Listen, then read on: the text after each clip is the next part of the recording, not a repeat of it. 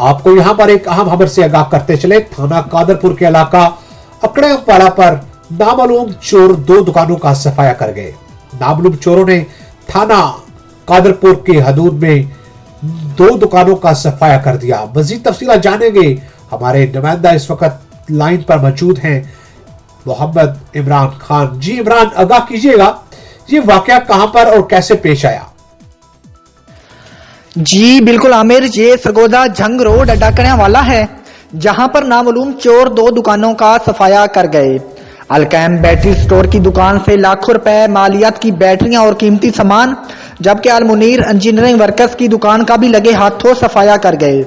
आमिर, मैं आपको बताता चलूं कि ये कोई पहली चोरी की वारदात नहीं है। आए रोज कोई ना कोई चोरी और डकैती की वारदातें हो रही हैं।